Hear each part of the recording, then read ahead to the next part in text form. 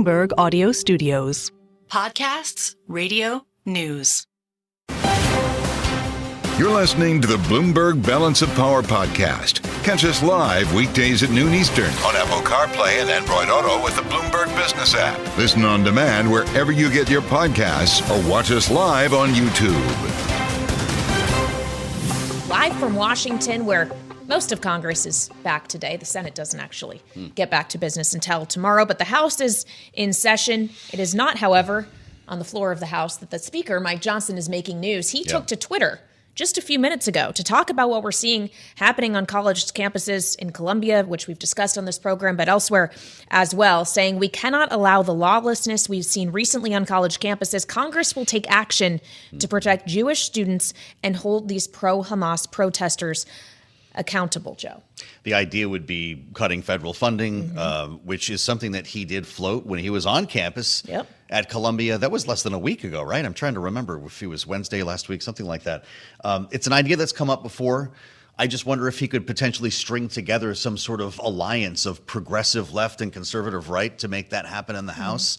Is he going to cut a deal with Pramila Jayapal, or is this just messaging? Well, it's an excellent question. And then even if you could form kind of an unusual coalition to get this done in the House, what would happen in the Senate? And what would the president do? That's another big question. Yeah, I wonder how the panel feels about this. We've talked about these campus protests quite a bit and their political impact with Rick Davis and Jeanne Zaino, and they are with us now. Bloomberg Politics contributors, our signature panel here on Balance of Power. Jeanne, what's your thought on this? When you hear Mike Johnson floating the idea of cutting federal funding for these universities, you, of course, work for Iona University, and you spend every day working with young people, many of whom are very upset about this. Now we've got a direct message coming out of Washington. Will it be any more than that? You know, I think it possibly could be. So we have Mike Lawler from New York, who has this draft of an anti-Semitism bill, if you will. It has bipartisan support. It requires the Department of Education to broaden its definition of anti-Semitism and to enforce the rules on the books after that redefinition, if you will.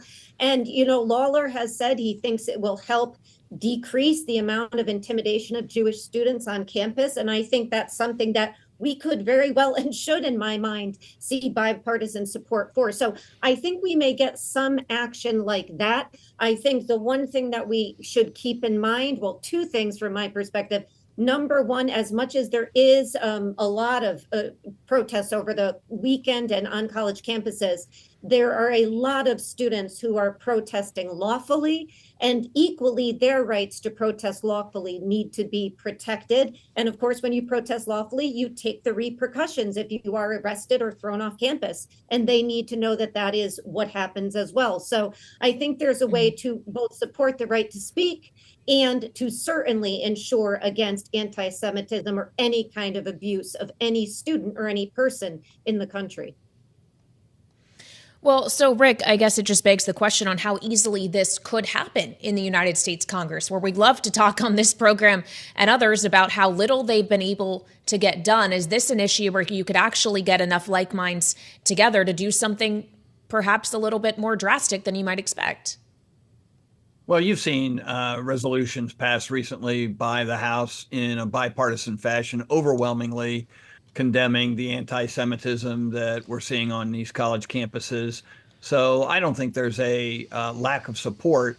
I think everybody's kind of hoping right now that with schools getting out, that it diminishes the nature of the debate here. Students go home, or there's less activity or public attention on these campuses, and that somehow this will abate. But the reality is we should have zero tolerance for this kind of behavior, a month ago, today, or anytime in the future. And so my guess is that we're in a period now with Congress where there are just going to be a bunch of messaging bills, right? Other than maybe FAA reauthorization and a couple other relatively minor things that will be very bipartisan.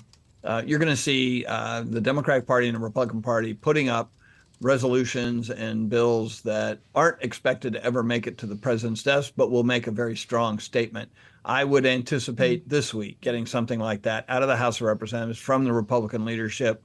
Frankly, even pressing the Democrats, especially the squad, to take a vote on something that is very pro-Jewish, very anti-Semitism, and we'll see if that plays out politically. Jeanne, as we've noted, Columbia's graduation is set for May 15th. We've already seen one major graduation ceremony canceled because of this nationally.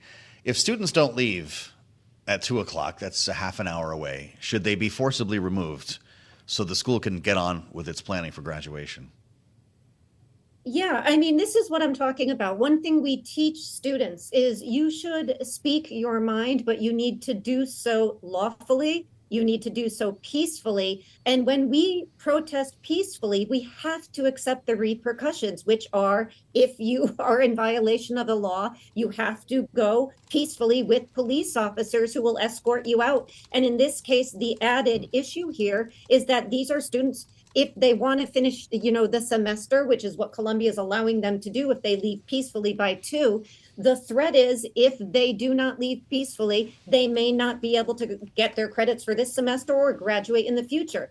That is what you have to accept if you are going to protest. And so, yes, I think the university will have to take steps. You simply cannot protest and expect to disrupt everybody else's lives. And so they are going to have to accept whatever those repercussions are. But again, if the police come in, they need to do so peacefully, keeping in mind, by the way, that all of these protesters are not students. There are many outside agitators, and that has complicated this as well. Yeah, it's a very good point, Jeanne, and point well taken as well on the fact that some actions have consequences, whether or not you are prepared to meet them. Speaking of consequences for actions, Rick, as Congress comes back this week, we all are still kind of dealing with the question as to whether or not Mike Johnson is going to face a real motion to vacate as consequence for passing aid for Ukraine and other U.S. allies before the break. Are we about to find out that Marjorie Taylor Greene was just bluffing? Yeah, I think sometimes you're going to get called on the sky is falling strategy, and maybe that's the case. The reality, I think, that she's come to conclude is that even if she pulls the trigger on the motion to vacate, there are going to be enough votes to keep him from getting thrown out, and probably likely with the help of the Democrats, the motion wouldn't even go to its maturity. It would just be tabled. So nothing looks weaker than pulling the trigger on something like this and then nothing happens. That kind of takes away her ability to ever try this again. I'm sure she understands that. The one thing she knows is how to get attention. If she wants attention in the future, she can't diminish herself too much, although there's a new level for that every day in the House of Representatives. But the reality is there's no consequence to her anymore, at least not until after November. And so regardless of what she does, Johnson's going to be Speaker for the balance. It's Marjorie Monday, Jeanne. I don't know what timeline we're looking at here, but the last thing she said was his days as Speaker are numbered. Is she talking about, to Rick's point, the end of this Congress?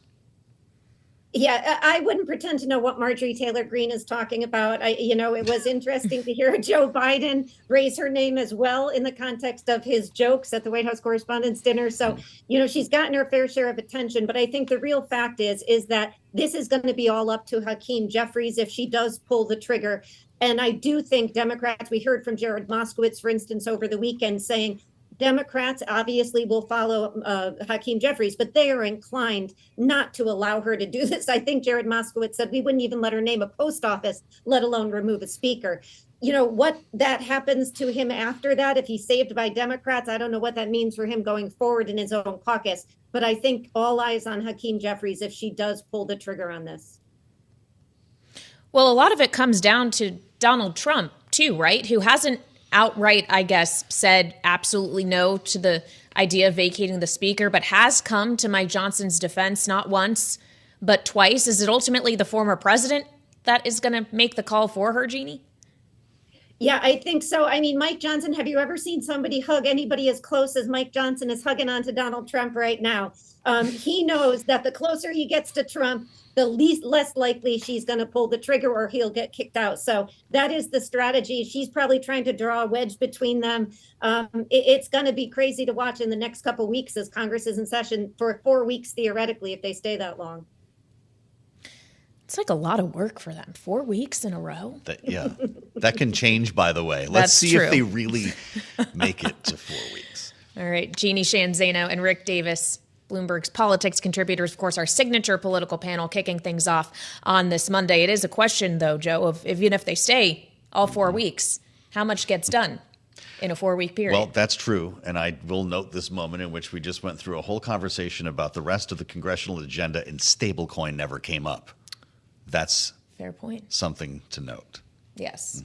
That effort is probably still ongoing. It's just a question of whether it can get across the finish line and through what vehicle if it's not the FAA reauthorization. So that's a story we'll continue to keep on top of.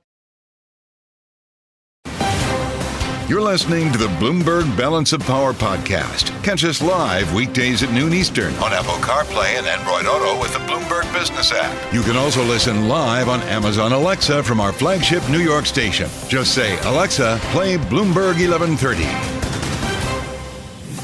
Kicking off the week. And of course, Joe, that puts us just about an hour from the deadline for students at Columbia University who have been in this encampment, of course, Palestinian protesters, some of them perhaps outright anti-Israel. Columbia putting out a note to students in that encampment today saying, please promptly gather your belongings, leave the encampment. If you voluntarily leave by 2 p.m., and sign a provided form where you commit to abide by all university policies through June of next year, 2025, you will be eligible to complete the semester in good standing. Wow.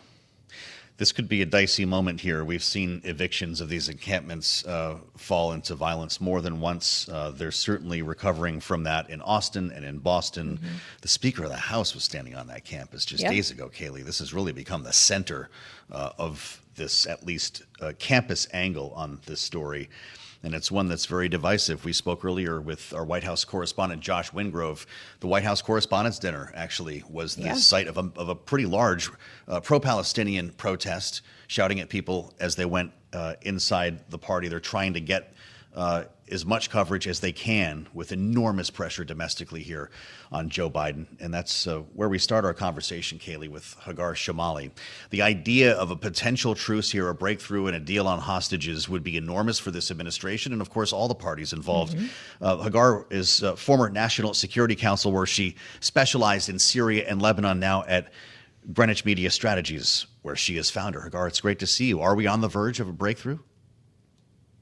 Well, it seems very close. I mean, things have been very tenuous and you've got pressure kind of building on both sides.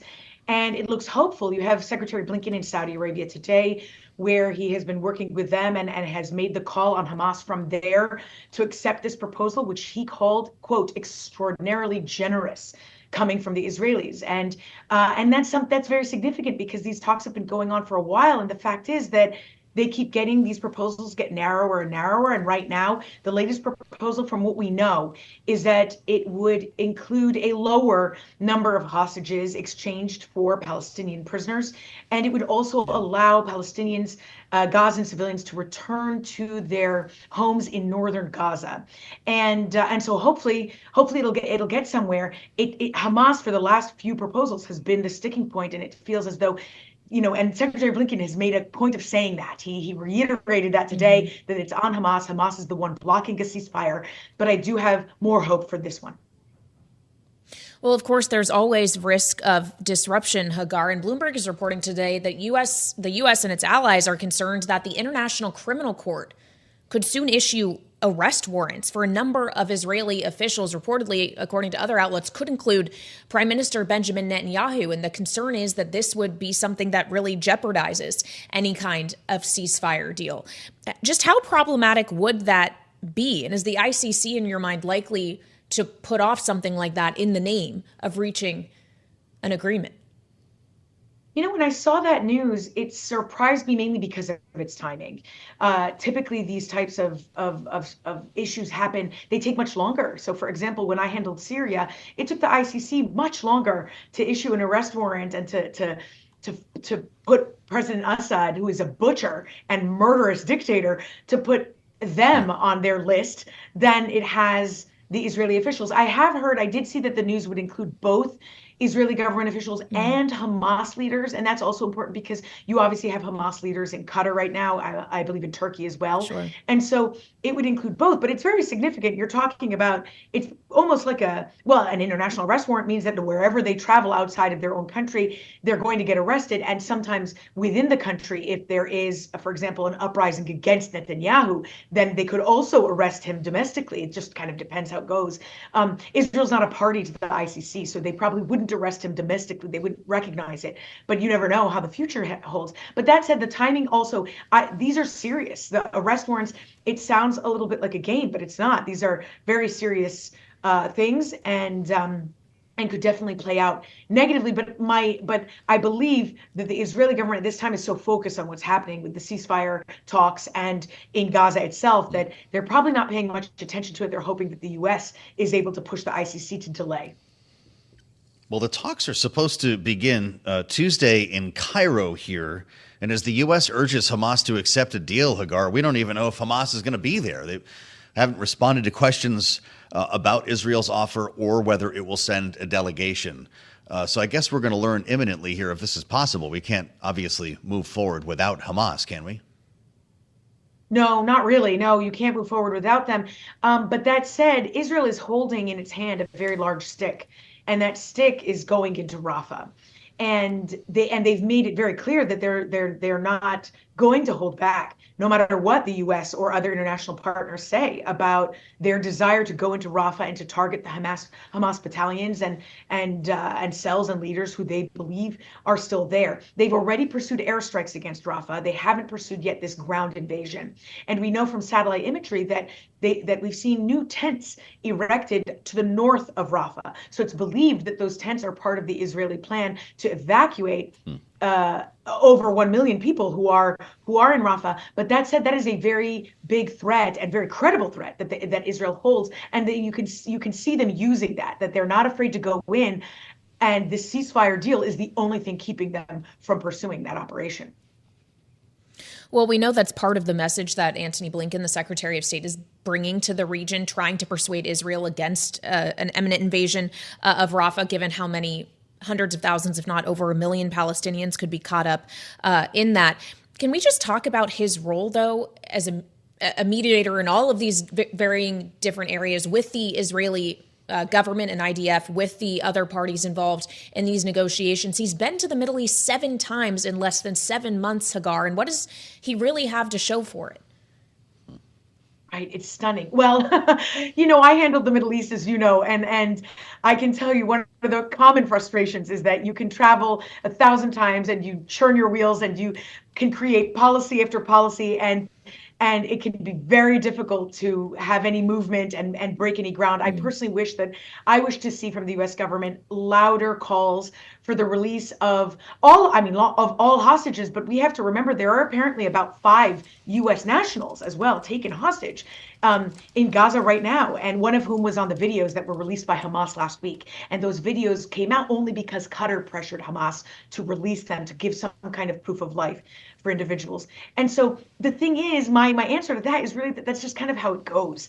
And to be fair, it would be similar whether it's in Russia or China. Those negotiations with sides that are either adversary, in this case, you've got a terrorist organization, which is even worse, are always going to be extremely difficult and tenuous. And also, by the way, with the Israeli government, also the conversations are always difficult. And you keep seeing these, they take inches forward. They make these steps forward, but they're unable to seal these deals. But the whole point is to try and get to some negotiation. All wars end in a negotiation, and showing that kind of effort is something that they have to do, because they have to try for it, even if it's far-fetched. But I do think that this time they are nearing something real. Hagar, we have to ask you again about what's happening at Columbia University, something Kailey was mentioning a bit earlier this hour, and we'll remind our listeners and viewers that you are a professor at Columbia School of International and Public Affairs. 2 p.m. is the new deadline that authorities have provided students to break up their encampment and leave the central lawn so they can start preparing for graduation ceremonies in the middle of May. There are a lot of things I'd like to ask you about all this, including what you're hearing might happen today at 2 o'clock. But to what extent is this? You're at the microcosm here of this argument on the campus of Columbia University, the extent to which it's impacting national public opinion. Yes, so what we're seeing is quite stunning, actually, and I really don't think any one of us could have expected things to go the way they did, with the protests at Columbia inspiring these other protests across the country, some of which have been very loud and have faced really some brutal crackdowns, if you will. I don't know if that's the right word, but where you're seeing the police arrest and those arrests are not going very peacefully. I think that's the most accurate way I could say it. So what you have now, so on one hand, the way it's inspired these protests across the country came after Columbia invited the New York Police Department on campus to arrest the students there. And it ended up causing a backlash on campus that also inspired movements across the country. And I don't think it's going to end anytime soon. And this is the thing. I think a lot of folks hope that the professors are hoping, okay, but the summer is coming and then students are going to go home. But the administration seems to believe and expect that these protests are going to continue until the election, at least, and that they're going to use the election and the political banter and focus to highlight this issue even more. They're going to feel quite strongly about that. Now, if you're going to have a ceasefire now, or even if it delays and it's in a month or so, that is going to ease tensions a little bit. But the fact is that these protests have devolved into numerous demands. They are not just demanding divestment or for a ceasefire or against aid to Israel. They're demanding things like, at Columbia at least, they're demanding that they get rid of the exchange program we have with the University of Tel Aviv. They're demanding, they even included demands related to Harlem residents. The divestment has to do with it's not in Israeli companies, you're talking in American companies that work in Israel, for example, Google and Lockheed Martin and things like that. These are just not very realistic demands. And so they've reached this standoff and impasse. Yeah. They've reached an impasse is the right word. And I expect at 2 p.m., I do expect some students to accept to stay, and knowing that they might get arrested or that the security might take them off. They will be suspended if they stay past 2 p.m. And the university was clear that they've been able to identify who they are. That's not difficult, and that they will be suspended. And if they're suspended, then they're trespassing on the campus, and so they will be removed somehow. But I expect it to get very tense. All right. Hagar Chemali is an adjunct professor at Columbia University, also the founder and CEO of Greenwich Media Strategies and formerly of the National Security Council. Thank you so much for joining us. No shortage, Joe, of intensity and drama in Upper Manhattan. You're listening to the Bloomberg Balance of Power podcast. Catch us live weekdays at noon Eastern on Apple CarPlay and Android Auto with the Bloomberg Business app. Listen on demand wherever you get your podcasts or watch us live on YouTube.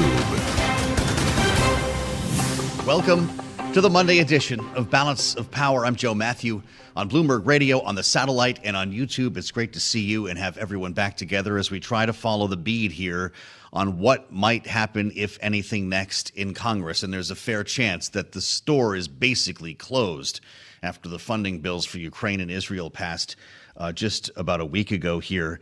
It's Marjorie Monday in Washington. Everybody wondering about the motion to vacate, whether it's even still alive, because Marjorie Taylor Greene's language has changed a lot. Remember, she threatened to fire Mike Johnson. It only takes one in the House to get this motion to vacate on the floor if he brought Ukraine funding to the floor. Well, now it's law. The money's already going out. The weapons are on the way. And, well, there's still no privileged resolution yet to make this happen. And her language has changed quite a bit. Remember, a week ago, she was vowing to bring this to the floor if the speaker did not resign. He called her bluff, and we're still waiting. There's the matter of an FAA extension that needs to be handled a reauthorization of the FAA, and it could become a big old Christmas tree. This could be the last train leaving the station, assuming they get that done. And Jonathan Tamari joins us now from Bloomberg Government to pick up the pieces from there. It's great to see you, Jonathan. We're going to start dealing with the FAA, I presume, imminently. Is the speaker going to get fired this week? That's the big question, and we're waiting to hear what lawmakers say when they come back to vote this evening. We, as you mentioned, Marjorie Taylor Greene had talked about that she was going to bring this motion, that the vote on foreign aid was crossing a line for her. But really, things have been pretty quiet in the days since, in the weeks since. As you know, people leave town, kind of tempers can settle very often. The heat of the moment can dissipate. And so we've not seen anybody else publicly join in her call to get rid of Speaker Mike Johnson. There's a lot of Republicans, even those who don't like him, who don't want to go back through the whole tumult that they already went through of trying to replace a speaker. And so there's no sign yet of growing momentum, but I think we'll be checking with lawmakers as they show back up tonight to see if anybody has anything new to say when they return. Yeah. She filed the motion to vacate 38 days ago, which is pretty interesting to see nothing yet. So let's talk about actual business, if we can, for a moment. Jonathan, we've got 2 weeks here to reauthorize the FAA, and it looks like we've got some deal making underway. There is reporting on the way this reauthorization may look, and it may not come with what some people expected in the form of a stablecoin bill or Safe Banking Act. What are you hearing? Yeah, I mean, there was a release last night from the relevant chairs in both houses, the Senate and the House, and both parties. So all four got together and they released an FAA reauthorization bill that they say is a compromise that they've all agreed on. So that signals that it could be on, not a pun here, a glide path towards getting done in the coming weeks. The Senate has a procedural vote already teed up for Wednesday. And so we'll see how different lawmakers react to the compromises here. But when you've got the chairs and the top ranking members in both parties in both houses on board with something, it signals that it's probably going to get done. And this carries a lot less of the kind of political weight and political divides as some of the things that we've been dealing with in Congress recently, like foreign aid or the FISA spying bill or debt ceiling or budget. This is something that's pretty much a straight policy issue. And I would imagine that it does get done. And as you point out, it could be the last really big thing that Congress gets done. So we'll see if people try to pile on other elements into this bill to kind of get one last bite at the apple. Yeah. Well, yeah, that's just in our last minute, Jonathan, what's the conversation about amendments going to look like? Because this could be carrying a whole lot by the time it's passed, if it does pass.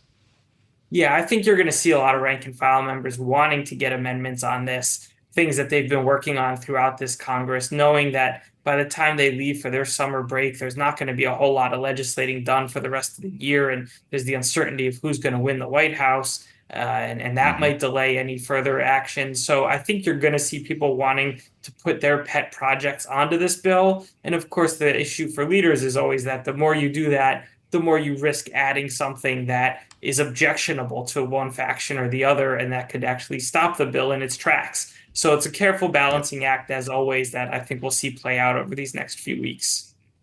Yeah, this ought to be fun to watch. Jonathan Tamari, great to see you. Say hi to everybody as they're rolling back in. Bloomberg Government Congress reporter with us live on Balance of Power. As we add the voice now of Maya McGinnis. I can only imagine what Maya has been thinking in these final throes here of getting something passed after the Ukraine, Israel, Taiwan passed the House and Senate. She's, of course, the president for a committee for a responsible federal budget. Maya, it's great to see you. Surely a balanced budget amendment will be added to this FAA bill, right? Yeah, and any new things that they tack on, they'll definitely pay for it because they've been demonstrating such commitment to fiscal responsibility. Well, we're being cute here, of course, but what do you think about this? Just before we move on to what's next, we just passed a $95 billion foreign aid bill. It was originally an emergency request. I know a slice of that Ukraine money is a loan. Should it be offset?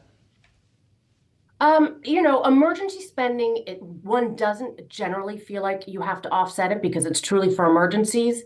That said, the fiscal environment in which we are right now means that anything that adds to the debt, no matter what the purpose, it could be very important, it could be a real emergency, but debt is debt, and that still puts upward pressure on inflation, on an interest rates. It compromises our national security integrity. So there are a lot of reasons that no matter how important something is, it would still be preferable to offset the costs. There was some interest in the House. Jody Arrington, the chairman of the Budget Committee, had talked about some very smart healthcare reforms that we could have used to offset the costs, but there was that didn't get any real momentum.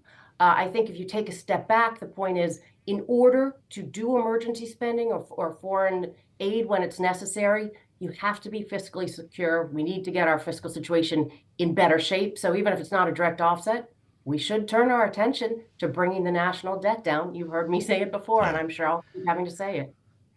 Well, gosh, they have all summer to work on it. Just imagine what we could get done if we actually were serious about that, Maya. Are you worried about this FAA bill being loaded up with expensive Christmas ornaments?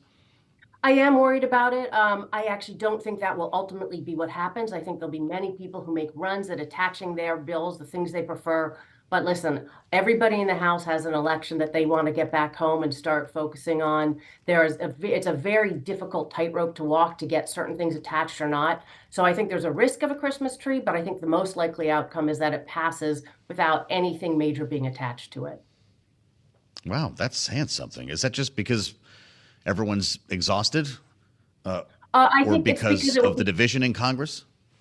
Right. The patchwork of getting things that would be attached that enough people could agree to would be very complicated. Even if someone supported some of the amendments, they might be resentful they didn't get their own amendments. And because there's not a commitment to which things should be attached, like there's division on the tax bill, which is the kind of thing that you could think of as being attached. There's division on a lot of the different policies. So I don't see it falling into place in an elegant enough way that leadership is able to craft a bigger package.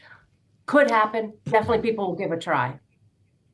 Well, I'm glad you mentioned the tax bill, because this must be a head scratcher to you. They were practically celebrating its passage a couple of months ago. This was said to be, look, we can get along and get things done. It moved pretty quickly. The chairs of the two related tax committees in the House and Senate came to terms, and then it got bogged down in the Senate with a lot of different concerns about this. Some people wanted to make changes that essentially brought the bill to a halt. Is there any chance now that, even though we're past April 15th, this tax deal, a multi-billion-dollar tax deal that had bipartisan support, could actually see the light of day? There is a chance. I mean, this has been a really interesting and complicated process. From our perspective, nonpartisan, worrying about fiscal issues, it's even been complex to make sense of it, because it is a deal that puts together a lot of different taxes, the child tax credit, the business taxes. And what I don't think is smart about it is that they're temporary. And when you do temporary tax policy, you know you're setting yourself up for a cliff. You're not looking at the full costs. On the other hand, they did put forth offsets for this. And that sets a very important precedent, which is if something is worth doing, it's worth finding a way to offset the cost rather than borrowing for. And I thought they worked very hard to come up with that. I thought there was a lot of bipartisan agreement that they should offset the cost, and they came up with an approach to do that. So it was a policy that I thought made sense. Listen, I think the thing we should be focusing on more than anything right now is overall getting our fiscal house under control before you're adding tax cuts or spending increases. But at least things that are offset are important. But there is a lot of resistance. I think where everything's headed is, oh my gosh, we can't get anything else done in 2024. Let's push it to 2025 when all of these tax cuts are going to be expiring. There's going to be so much work to do. Let's just throw it into the big soup. Well, the lobbying money is coming in on extending the 2017 tax cuts. The lobbying and the organization. We actually talked to Kevin Brady, of course, a former Ways and Means chair, about his new efforts coming back into the fold here in Washington. This is going to be a big part of the conversation, Maya. What's your thought on this? What would happen if those tax cuts were made permanent? Well, yeah, 2025, let me just say, it is going to be a huge year because those tax cuts are expiring and we're going to have a debt ceiling situation to deal with again. So there's going to be a lot of moving pieces and very important pieces. The cost of extending the tax cut is phenomenally large. You're talking about well over $3 trillion at a time where, as you know, the debt's near record levels, interest payments are soaring. We can ill afford to have trillions more added to the debt. Offsetting the cost is certainly something that can be done. We should be focusing on real tax reform, not tax cuts. And there's a lot of base broadeners in the tax code that you can go through and, limit, expand some of the offsets that were used before. A lot of things that would bring the costs down. But that's exactly what those lobbying groups are lobbying against. Everybody wants to preserve their favorite hole in the tax code that benefits their constituencies. So this will be as difficult as tax reform originally was in terms of making sure that it doesn't add to the debt. And you have a very strange bedfellow situation here where most Republicans would like to extend those tax cuts, though a significant amount would like to pay for part of them. And the president, of course, has said he won't let taxes be cut for anybody below $400,000. So that's a lot of tax cuts that people are supporting without talking about how they don't pay the costs. And again, everybody in their budget says we're going to pay for it. But nobody says how. Yeah, the proposal will be paid for, right? But then maybe reality will kick in here. This is really interesting as we spend time with Maya McGuinness, considering that effort in 25 and whether anything can actually happen now. The billionaire's tax is supported by, according to our polling, Maya, I say the billionaire's tax, the concept of a billionaire's tax, as President Biden is proposing, is supported by Democratic and Republican voters by vast margins. This includes Donald Trump supporters, the same people who would probably celebrate extending the 2017 tax cuts. And I'm not sure I understand the rationale there, but could a billionaire's tax help offset some of the rest of this if it happens? Yes, I think that those are the proposals that you're going to hear much more about. And you're exactly right. From both sides, it's no longer a Republican or a Democratic issue because populism and kind of the populist approach to taxes is something that has gained traction in both sides. And there is a real resentment about the huge levels of income inequality as billionaires continue to get more and more billions. I think the popularity of these tax increases on the very wealthy are going to grow. And I think one of the questions will be as they start trying to figure out how do you actually structure these so that they're constitutional, so that they're workable, so you don't have people who are leaving the country, hiding their assets. There's all sorts of ways to avoid them. But I think that you will see bipartisan support for all sorts of different approaches to middle class tax cuts and higher taxes on the wealthy. It's no longer the domain of just Democrats, as you pointed out. That's really interesting, an interesting time that we're in. I don't always quite understand the way they come out on the wash here, Maya. I've got less than a minute left. When we talk about the tax deal on the table, you and I talked about this for a couple of moments. Does the committee support this current framework now, the exchange for a wider child tax credit in exchange for lower corporate taxes in some cases? Does it work for you? Well, it's interesting. I mean, our take is generally policy neutral. There are many policies that could make sense, but we're not going to say this is the right or wrong policy. We're going to say, does it add to the debt?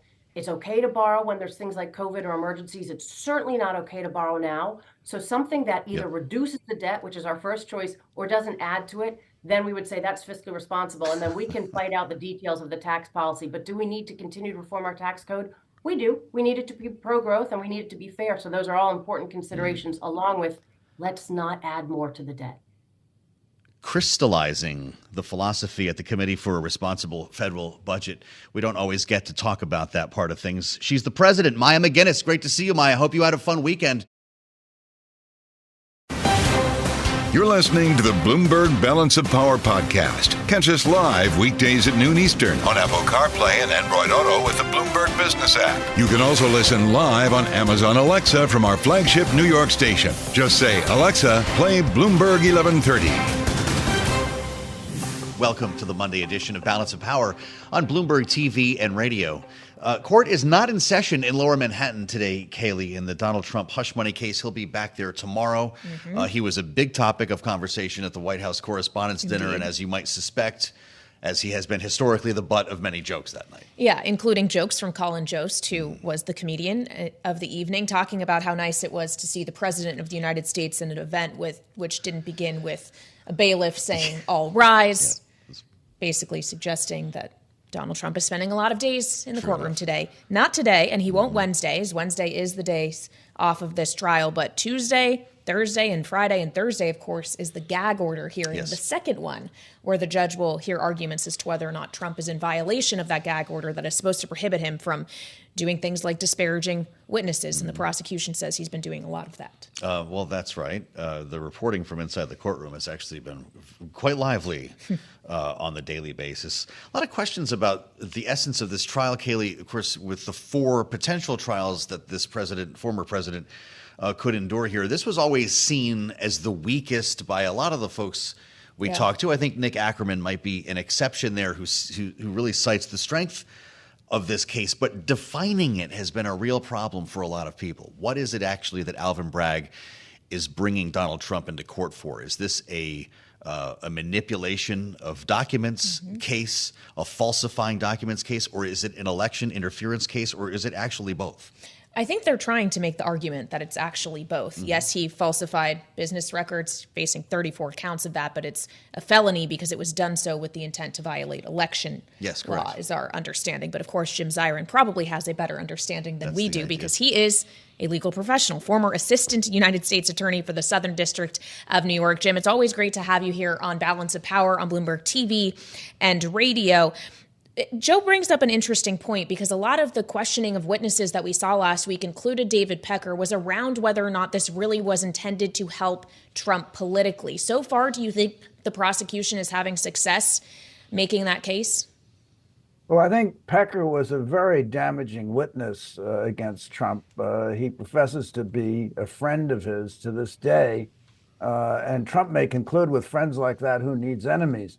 Because Pecker really set the table. He put flesh on the bones of the whole case of how, from the time Trump first announced for the presidency, the National Enquirer was publishing damaging information about his political rivals and also trying to take polls that weren't necessarily accurate, which showed that Trump would be a viable candidate, as later he turned out to be.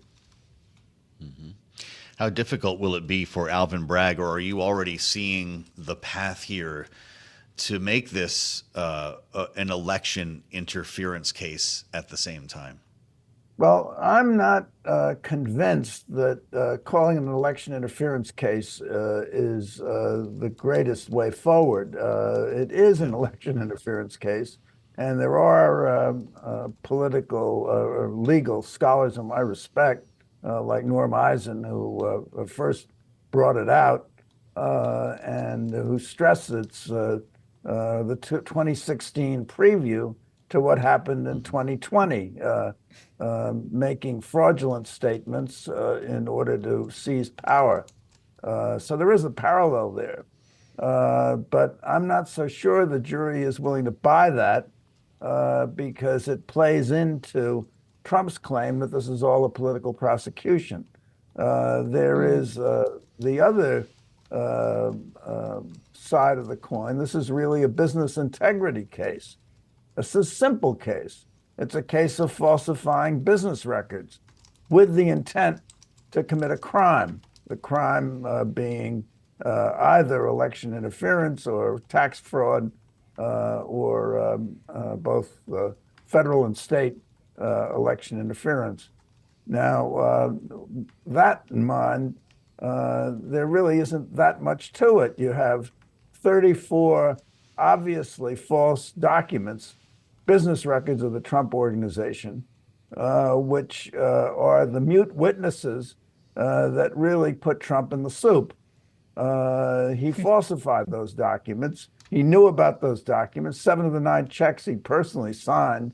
There is testimony of Michael Cohen, whose credibility they will challenge, but Cohen's testimony is going to be corroborated. It's first corroborated by Pecker. It'll be corroborated by other witnesses as the prosecution moves along. So I don't think it's that difficult a case if Bragg plays his hand deftly and emphasizes that it's a white-collar crime case. My old boss in the U.S. Attorney's Office, Bob Morgenthau, the legendary prosecutor, used to say, you can't prosecute the streets unless you prosecute the suites. And suites, S-U-I-T-E-S, and meaning the business suites. And he did.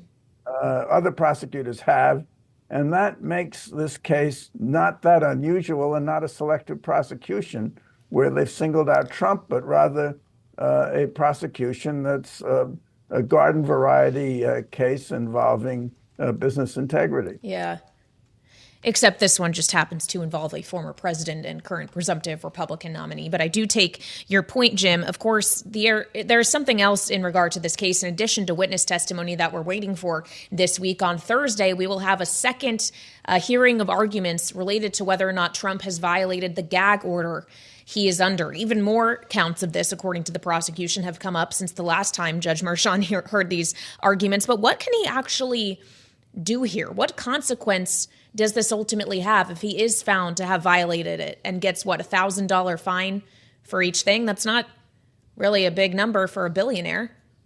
Well, let me get to that for a moment, but I want to answer you because he is the former president of the United States, and never before in history has a former president of the United States been charged with felonies. But the law is not supposed to be about who the defendant is. The law is supposed to be about what the defendant does. And that's what this case is all about. Now, as to the gag order hearings, I don't believe that the judge is going to clap Trump in irons and put him in jail for a day, for an hour, or for a year for violating a gag order. I think he'll be very tough on Trump and say the next time it happens, it's going to be very difficult for you. But I think he will fine them. He doesn't have to limit himself to a fine. He can put him in jail for contempt of court, even if the DA hasn't asked for that. But the DA has been very moderate. He's asked to fine him.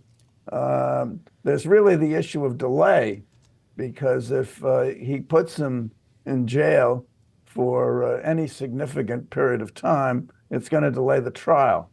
And that's the last thing the judge wants. That's the last thing the prosecutor wants. Undoubtedly, Trump will appeal, and undoubtedly, by the time the appeal is heard, they'll say Trump has served enough time. Let's go on with the trial. But it may delay the trial for 30 to 60 days, which nobody wants. So I think that there probably will be a fine imposed, and there probably will be a very stern Dutch uncle talk from the judge that what he's done violated the order, what he's done in terms of attacking witnesses and families of prosecutors is intolerable and violates the order. And next time he does it, the judge is going to be very hard on him. Jim, we're out of time. Just very quickly, just to make sure that our listeners and viewers understand, and I'm asking you legitimately, if you or I were in that position, if we had violated the gag order to that extent, what would happen to us? I think we'd go to jail. No question about it. And so then Trump, obviously then the law does not apply equally already. We've established that. I think we've seen, as we saw in the immunity argument in the Supreme Court, Trump has gotten a deference from the courts, unlike anyone else in a country where no man is supposed to be above the law. Yeah. All right, Jim Zirin, former assistant U.S. attorney for the Southern District of New York. Always great to have you on the program, sir. Thank you so much. Thanks for listening to the Balance of Power podcast. Make sure to subscribe if you haven't already at Apple, Spotify, or wherever you get your podcasts. And you can find us live every weekday from Washington, D.C. at noontime Eastern at Bloomberg.com.